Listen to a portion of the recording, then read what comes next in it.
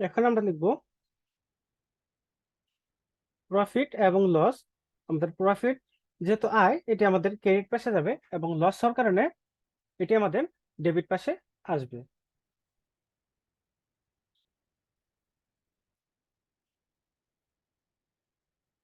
Profit এবং loss,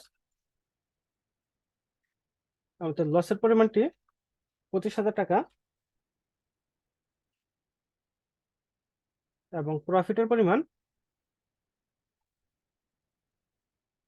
45,500 টাকা। এরপর আমরা আমাদের ডেবিট পাস এবং ক্রেডিট পাস দুটি যোগ করব।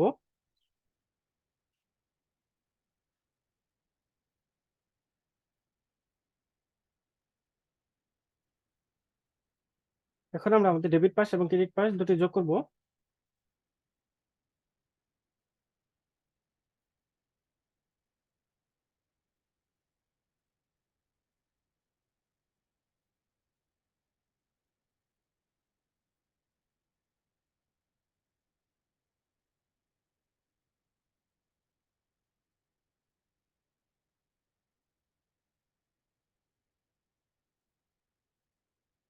আমাদের ডেবিট পাসের যোগফল আমরা পাচ্ছি 2,53,500 টাকা, এবং ক্রেডিট পাসের যোগফল করব এখন আমরা ক্রেডিট পাসের যোগফল নির্ণয় করব।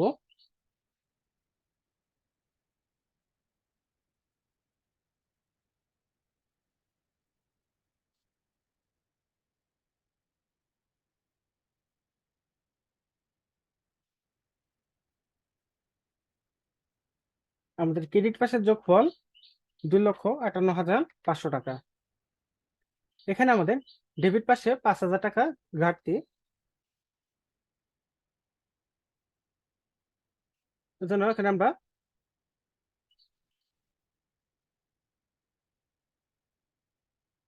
এখানে ডেবিট পাশে 5,000 টাকা সাসপেন্স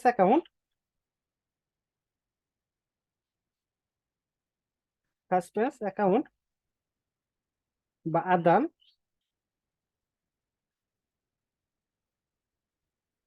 আদার্স লসেস নামে এই 5,000 টাকা দেখাবো। এই 5,000 টাকা আমাদের ডেবিটের 5,000 টাকা আমাদের ক্রেডিট পাশে আসবে, কারণ আমাদের লসের পরিমাণগুলো আমরা ক্রেডিটে দেখাচ্ছি, যার জন্য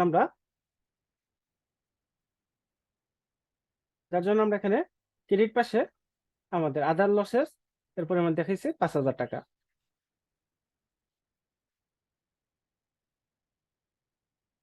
আশা করি সবাই এখন অঙ্কটি বুঝতে পেরেছো।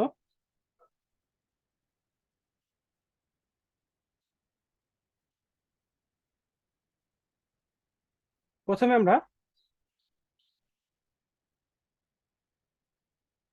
আমরা ফুললি সিকিউরড ক্রেডিটর্স নির্ণয় করেছি, এরপর পার্টলি সিকিউরড ক্রেডিটর্স নির্ণয় করেছি, এরপর আমরা নির্ণয় করেছি আনসিকিউরড ক্রেডিটর্স, এরপর আমরা নির্ণয় করেছি আনসিকিউরড ক্রেডিটর্স।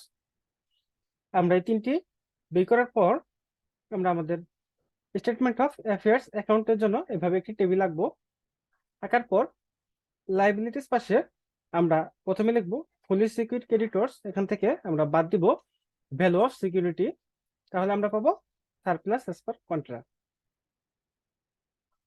এরপর আমরা লিখবো পার্টলি সিকিউরড ক্রেডিটর্স, এখান থেকে আমরা বাদ দিব ভ্যালু অফ সিকিউরিটি,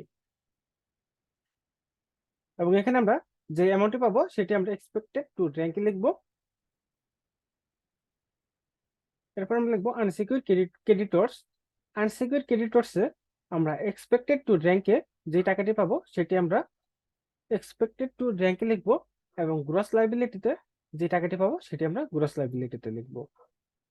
এবং আমাদের ফুললি এবং পার্টলি সিকিউরিটির ক্ষেত্রে আমাদের অ্যামাউন্ট অফ লাইবিলিটি এর টাকাটি আমরা গ্রস লাইবিলিটিতে লিখবো। এরপর আমরা আমাদের এই আইটেমগুলো যোগ করব, এই অ্যামাউন্টগুলো আমরা যোগ করব। এরপর আমরা নির্ণয় করব আমাদের অ্যাসেটস পাস। আমরা আমাদের অ্যাসেটস পাস নির্ণয় করব।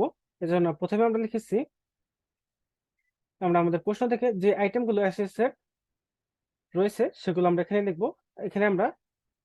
এখানে আমরা আমাদের ফুলি সিকিউর, পার্টলি সিকিউর বা আনসিকিউর এর কোনো আইটেম অন্তর্ভুক্ত করব না। এখানে শুধু আমরা আমাদের সম্পত্তিগুলো, যেগুলো বিপরীতে আমরা কোনো প্রকার ঋণ নেই বা আমাদের কোনো জামানত নেই, সেগুলো আমরা এখানে অন্তর্ভুক্ত করব।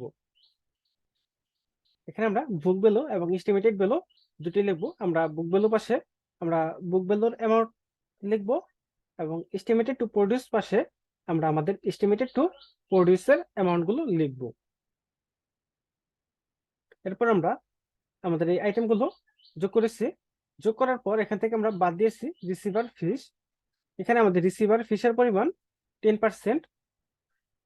আমাদের 2 কোটি টাকা পর্যন্ত আমাদের রিসিভার ফিস 10% এবং 2 কোটির উপরে অতিরিক্ত 5% ধরতে হবে।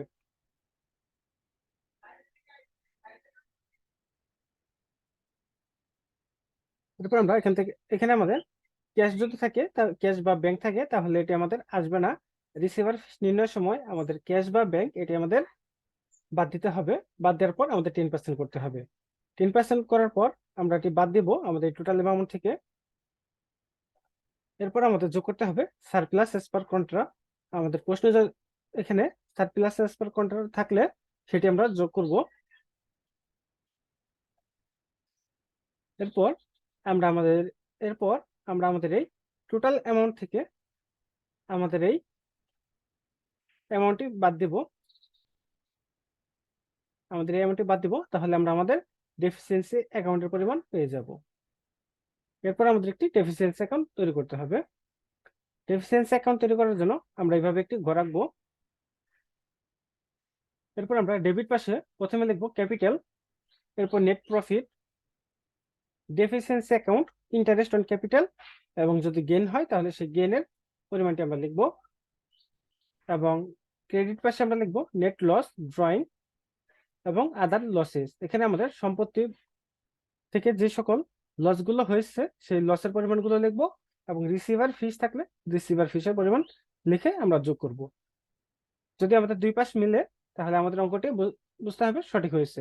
আর যদি আমাদের কোনো এক পাশ না মিলে সেক্ষেত্রে আমাদের নতুন করে রেওয়ামিল করতে হবে।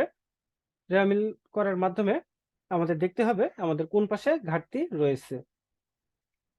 যদি আমাদের রেওয়ামিলে ডেবিট পাশে ঘাটতি হয় তাহলে আমাদের ডেবিট পাশে ঘাটতিটি আমাদের ডেফিসিয়েন্সি অ্যাকাউন্টে ক্রেডিট পাশে লিখতে হবে এবং রেওয়ামিলে ক্রেডিট পাশে ঘাটতি হলে আমাদের ক্রেডিট পাশে ঘাটতিটি আমাদের ডেবিট পাশে লিখতে হবে। আশা করি সবাই অঙ্কটি বুঝতে পেরেছো। এরপর আমরা এখন আরেকটা অঙ্ক দেখবো।